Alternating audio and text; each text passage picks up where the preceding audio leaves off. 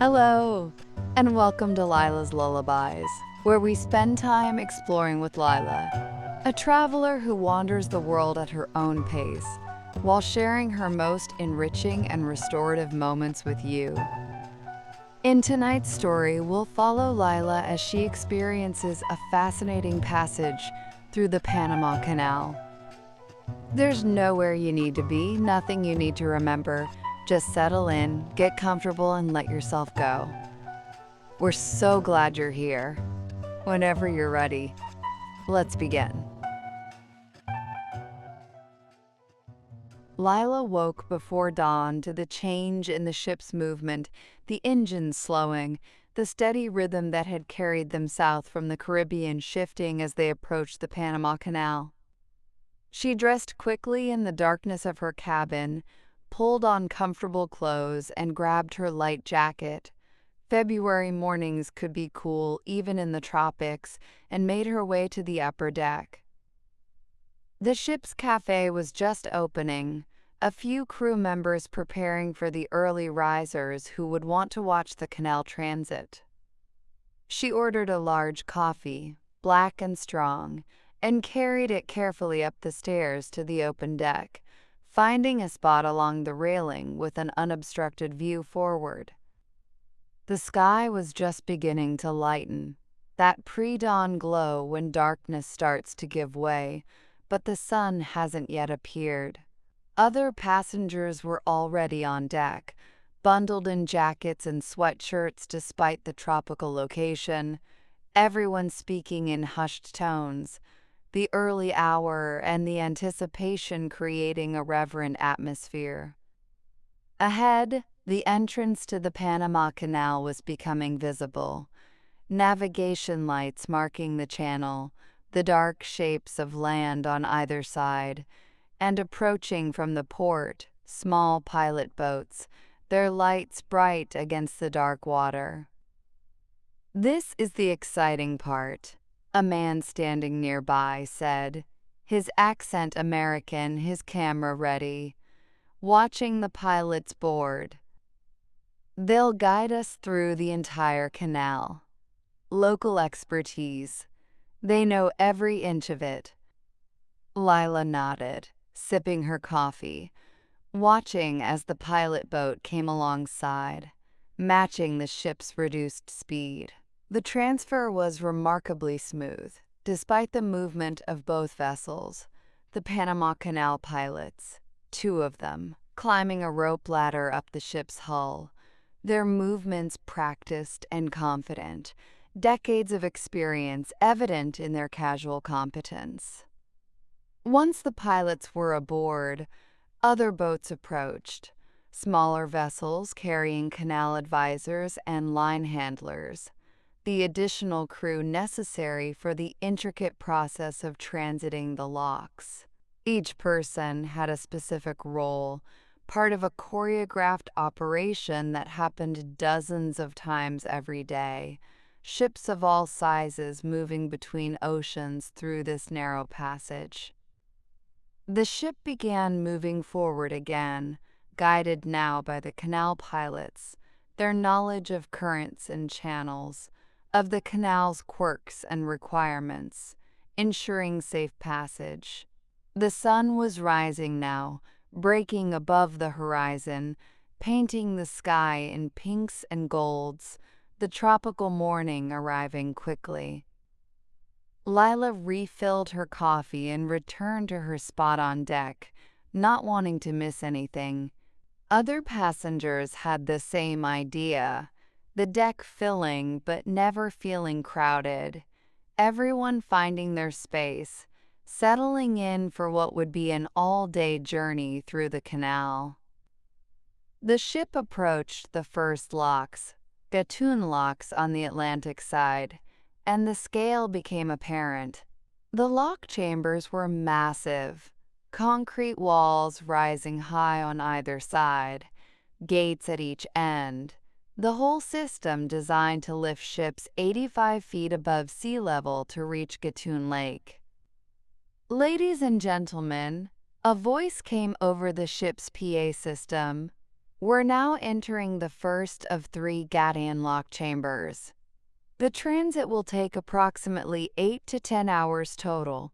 Our expert commentator will provide information throughout the day about the canal's history, construction, and operation. Please enjoy this remarkable engineering achievement. The commentator began speaking, his voice calm and knowledgeable, explaining what passengers were seeing. The Panama Canal uses a lock system rather than a sea-level canal because of the terrain. The locks lift ships up to Gatun Lake. They cross the lake, then are lowered back to sea level on the Pacific side. Each lock chamber is 110 feet wide and 1,000 feet long, just barely large enough for the largest ships that use the canal, which we call Panamax vessels. Small railway cars, called mules or locomotives, were positioned along the lock walls, and as the ship entered the first chamber, thick steel cables were attached to it, connecting to these locomotives. The cables would help guide and position the ship precisely within the chamber, keeping it centered, preventing it from scraping the walls. Lyla watched, fascinated, as the ship was pulled slowly into the lock. The clearance on each side was minimal, just inches. The fit so precise that it seemed impossible, yet it worked, the result of exact engineering and skilled operation. The massive steel gates closed behind the ship, sealing the chamber, and water began flowing in from below, lifting the ship gradually, steadily. The concrete walls that had towered above them slowly descended relative to the ship's position, the deck rising until they were level with the top of the chamber. It takes about 10 minutes to fill each chamber, the commentator explained. 8 million gallons of water, all from Gatun Lake, flowing by gravity, no pumps needed. The water comes in through culverts in the chamber floor and walls, distributed evenly to avoid creating currents that could damage the ship. A woman standing near Lyla turned to her, smiling. "This is incredible, isn't it? I've wanted to do this transit for years." "It really is," Lyla agreed. "Seeing it in person makes you appreciate the engineering even more." "I'm Margaret," the woman said, extending her hand. "From Vancouver. You?" "Lyla. Just traveling. This was on my list, too. Couldn't pass up the opportunity when I saw this cruise included the canal." "Same here. My husband didn't want to come. Too much time on a ship," he said. "But I wasn't gonna miss it. Some things you just have to see for yourself." They watched together as the ship completed the lift in the first chamber, the forward gates opening, the ship moving ahead into the second chamber, the process repeating, gates closing, water flowing in, the ship rising another level. After 3 chambers, the ship emerged at the top, now 85 feet above sea level, and ahead stretched Gatun Lake, a vast body of water created when the Chagres River was dammed to form the lake. The ship's engines increased their pitch, and they began crossing the lake, the ship moving at a steady speed through the calm water. The lake was beautiful, surrounded by lush, tropical forest, islands and peninsulas, creating an intricate shoreline. The commentator continued his narration, filling in the history. Gatun Lake was the largest man-made lake in the world when it was created in 1913. The dam that formed it was also the largest earth dam ever built at that time. The lake serves multiple purposes. It provides the water for the lock operations. It forms a major portion of the canal route, and it generates hydroelectric power. Lyla walked to the other side of the deck, wanting to see the shoreline more closely. Through binoculars, borrowed from a helpful crew member, she could see wildlife, birds in the trees, including what looked like toucans, their distinctive beaks visible even at a distance. On a muddy bank, something moved. A crocodile, she realized, basking in the morning sun. "Over there," someone called out, pointing. "Monkeys!" She looked where they indicated and saw them, a troop of howler monkeys in the trees, moving through the canopy, their distinctive calls carrying across the water. The ship's presence didn't seem to bother them. They continued their morning routine, feeding and grooming, occasionally looking at the passing vessel with mild interest. The commentator spoke about the canal's history, and Lyla found herself absorbed in the story. The French attempted to build a canal in the 1880s, led by Ferdinand de Lesseps, who had successfully built the Suez Canal. But Panama defeated them. Yellow fever and malaria killed thousands of workers. The engineering challenges of the terrain, mountains to cut through, rivers that flooded, proved overwhelming. The French eventually abandoned the project. The Americans took over in 1904, buying the French equipment and rights. But they learned from French mistakes. First, they tackled the disease problem, draining swamps, controlling mosquitoes, implementing sanitation. Dr. William Gorgas led this effort, and it saved countless lives. The engineering approach changed too. Instead of a sea-level canal like Suez, the Americans designed a lock system. They created Gatun Lake by damming the Chagres River, using the natural terrain rather than fighting it. Chief Engineer John Stevens and his successor George Gurkethals oversaw the work, coordinating thousands of workers, managing an operation that was part engineering project, part military campaign. A crew member, a young man with a name tag reading Carlos, was moving through the deck, offering to take photos for passengers. When he reached Lyla and Margaret, he asked if they'd like a picture with the lake in the background. "Sure," Margaret said, and they posed together, the vast lake behind them. "You're from Panama?" Lyla asked Carlos after he took the photo. "Yes, from Panama City. I've worked on cruise ships for 5 years, mostly Caribbean routes, but transits are my favorite. I never get tired of seeing the canal. It's part of our national pride, you know? We've managed it ourselves since 1999, when the Americans handed it over." "That handover must have been significant," Lyla said. "Very significant. The canal was built in our country, but controlled by the U.S. for almost a century. Getting it back, managing it ourselves, it proved we could do it, that we were capable. And we've done well. We've expanded it, added new locks for bigger ships, maintained the high standards.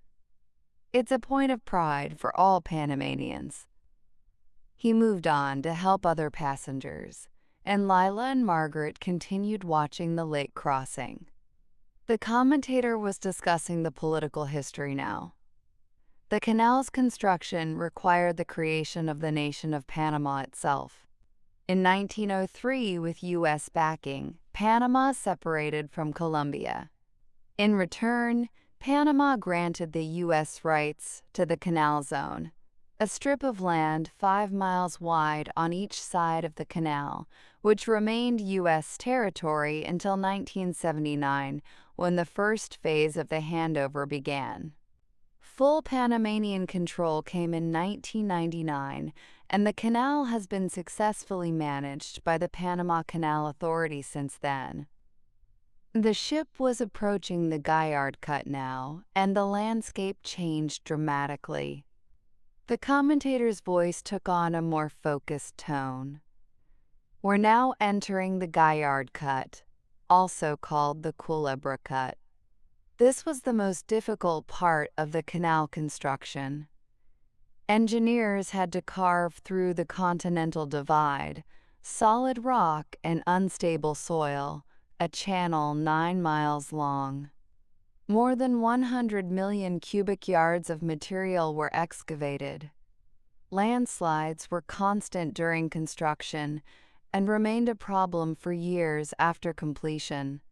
Even today, the sides are constantly monitored and maintained. The cut was dramatic. The channel narrowed, sheer rock walls rising on both sides, carved through the mountains, the precision of the excavation visible in the straight lines and controlled angles. The ship moved slowly and carefully, the pilots navigating the narrow passage with concentration, occasionally adjusting course slightly, responding to currents and the ship's momentum.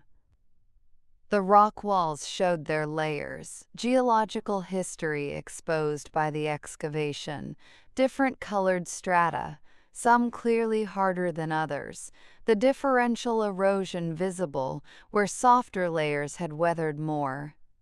In places, reinforcement was evident, mesh or concrete on slopes prone to sliding, drainage systems channeling water away from unstable areas. The cut had to be widened several times, the commentator explained. Originally 300 feet wide, it's now over 500 feet in some sections, allowing two-way traffic for most ships. But even so, the largest vessels must transit one at a time, and some sections require careful coordination, with ships going the opposite direction.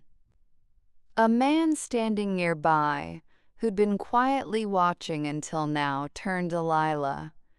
"I'm an engineer, civil engineering, though not this scale, and I'm in awe of this. The logistics alone, coordinating all this work, managing the excavation, dealing with slides and weather and disease. It's a monument to human determination." "And all done without modern machinery," Lyla said. "Most of it was steam shovels and railway cars, right?" "Exactly. And human labor. Tens of thousands of workers from all over the world. West Indians, Europeans, Americans, Chinese, all working together, or at least working on the same project, if not always together. The human cost was high, over 25,000 deaths during construction. That's something to remember when we admire the engineering." They fell silent, the weight of that fact settling over them. The canal was beautiful and impressive, but it was also a monument built with human sacrifice, lives lost to disease and accidents, to the ambition of connecting two oceans. The ship emerged from the Gaillard Cut, and ahead were the Pedro Miguel locks, the first step down toward the Pacific. The commentator explained. "We'll now descend in 2 stages, 1 step here at Pedro Miguel, then 2 more steps at Miraflores locks.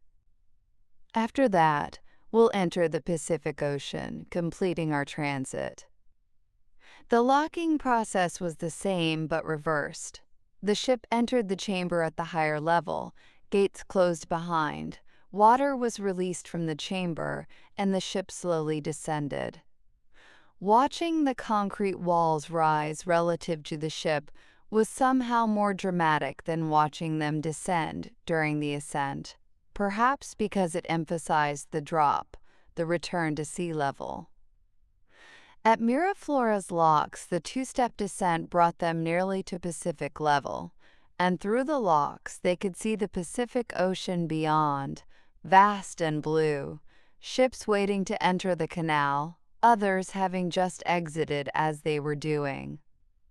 A large crowd had gathered at the Miraflores Visitors Center on the shore, people watching the ship's transit, tourists and locals alike drawn by the spectacle. Some waved, and passengers on the ship waved back, a moment of connection between those traveling and those observing. The final gates opened, and the ship moved forward into the Pacific, the transit complete.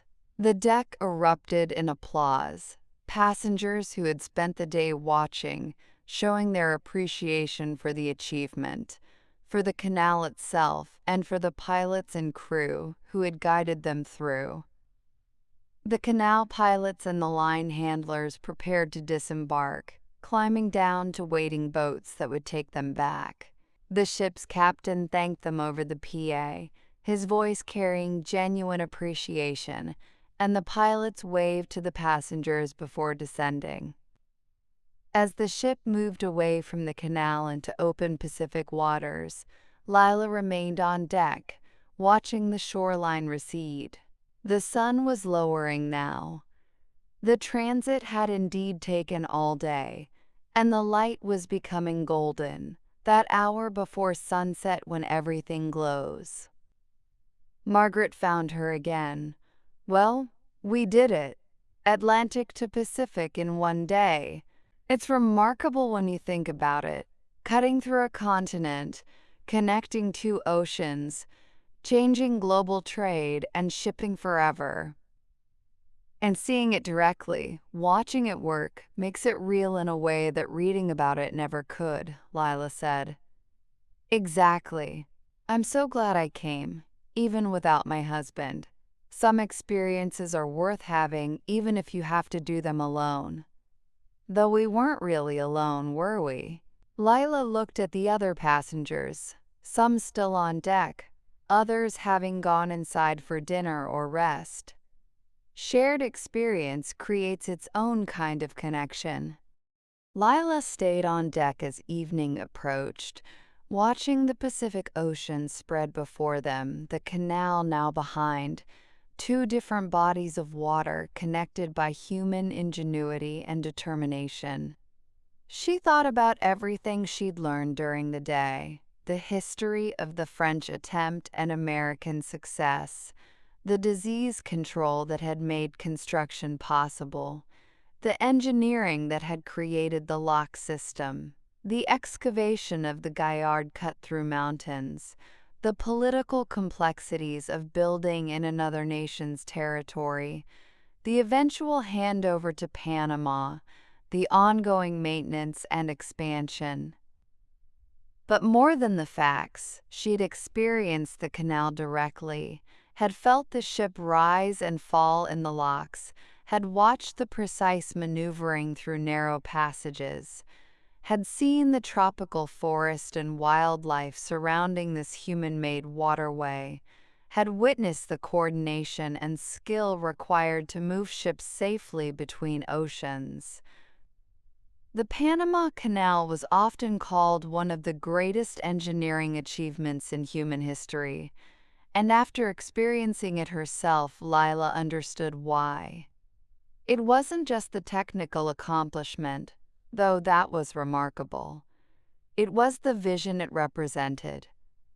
The belief that human beings could reshape geography, could connect what nature had separated, could create shortcuts through continents.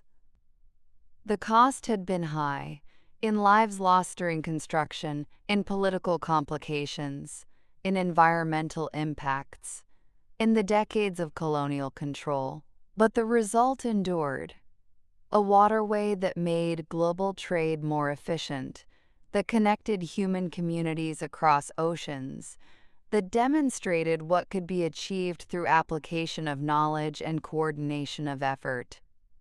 The sun touched the Pacific horizon, and Lyla watched it descend, the sky painting itself in brilliant colors, the ocean reflecting them back.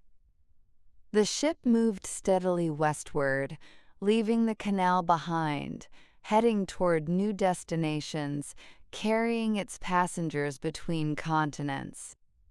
She remained on deck until the sun fully set, until the stars appeared in the tropical sky, until the air cooled enough that she needed to go inside. The fascination she'd felt throughout the day, watching the locks operate, learning the history, seeing the cut through the mountains, remained with her, along with a deep calm. The satisfaction of having witnessed something significant, of having learned and experienced and appreciated. The path between oceans, they called it, and that's exactly what it was. A path carved through jungle and mountains, raised by locks and lakes, maintained by skill and dedication, connecting Atlantic and Pacific, past and present, human ambition and achievement, offering passage to anyone willing to make the journey, to spend the day moving slowly through this remarkable place where engineering and history and geography intersected, where two great oceans nearly touched, separated only by narrow locks and human-made channels, bridged by vision and work and the determination to connect what had been divided.